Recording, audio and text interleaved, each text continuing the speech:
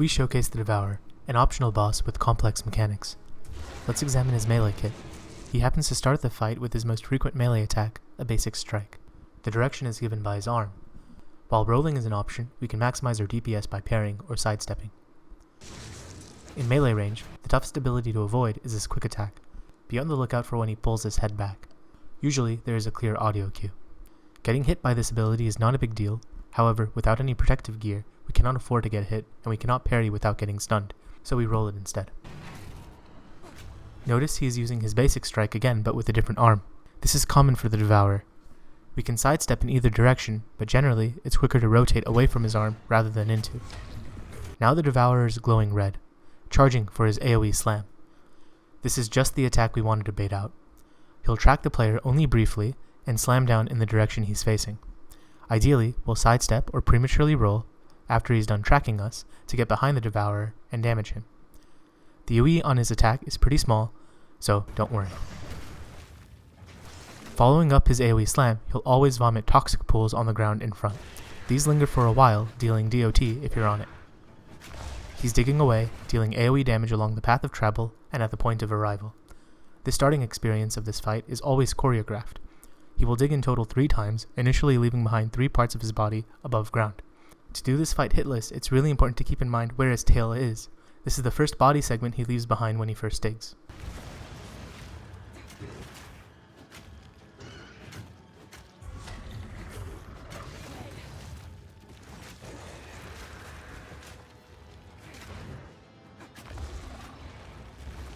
Since we're out of his melee range, the Devourer will spit a projectile at us that explodes, dealing AoE. Note that the Devourer attacks in a place where we once were, so it's easy to sidestep his spit. In fact, this property is true for most of the Devourer's moves. Now that he's dug 3 times, he'll sink into the ground and deal damage in a telegraphed area, summoning relatively harmless worms. Let's stay outside the circles and prepare for adds. He almost always follows up his AoE Erupt with a new special move, Machine Gun. He glows red, tracks you throughout the attack, and at the end, he spits out projectiles dealing significant damage. While it's probably not intended, you can parry this by catching it on the side.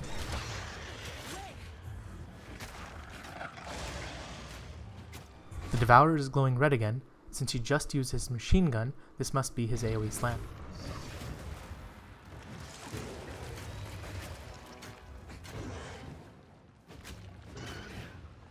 And again, since his AoE slam is on cooldown, this must be his machine gun. Let's get to the side and parry.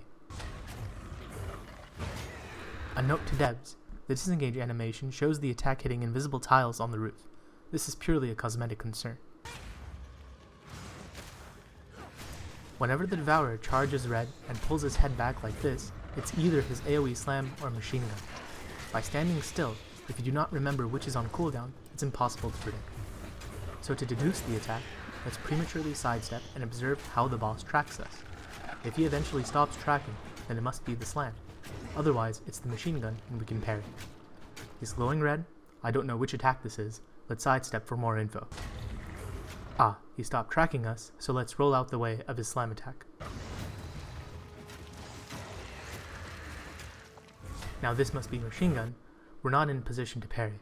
Let's put some distance between us and roll to the side as soon as we see him come down. Since he's low enough, the Devourer starts using volley. He turns his head to the side and begins spraying projectiles in a wide arc. Let's roll through it. Remember the tail? Notice it's moved above ground. Whenever we are in range of the tail, it has a chance of using one of 3 attacks, all of which spawn worms. The attack chosen seems to be based on the initial proximity to the tail.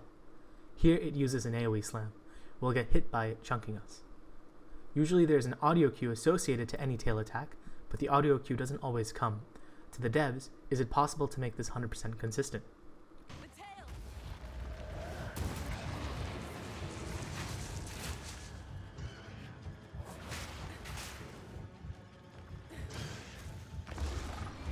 Out of the corner of our eyes, we see the tail moving. Since we are far enough away, this must be the tail line attack, sending a shockwave on the ground. There is one more tail attack that we've missed in this video. When significantly close to the tail, it will do a sweep which we can roll through. Note, parrying machine gun comes at a cost. It seems to always drain a little bit of health, and we die. Okay, now let's put it all together.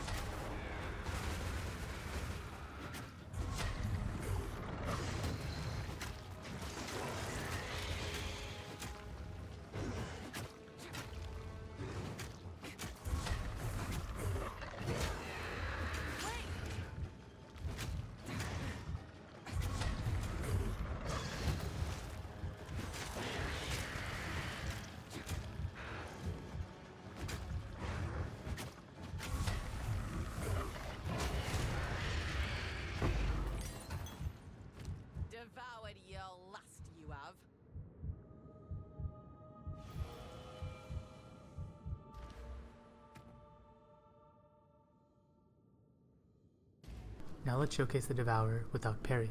Our preferred strategy, as for all boss fights, is to stay melee range. We want to stun the boss before his first AoE erupt.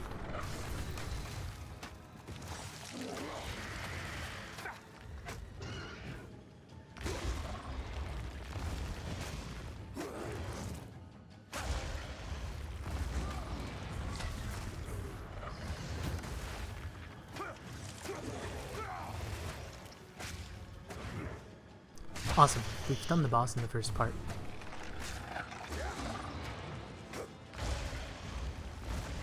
He's going to use AoE Erupt. Let's put down a Locust to chill the Devourer and deal significant damage.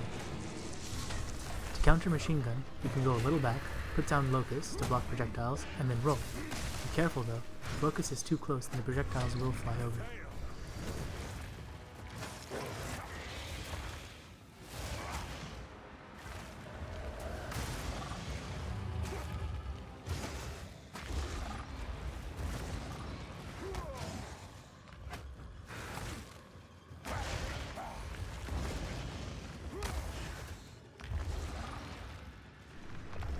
Learning from our mistake, let's properly hide behind Locust.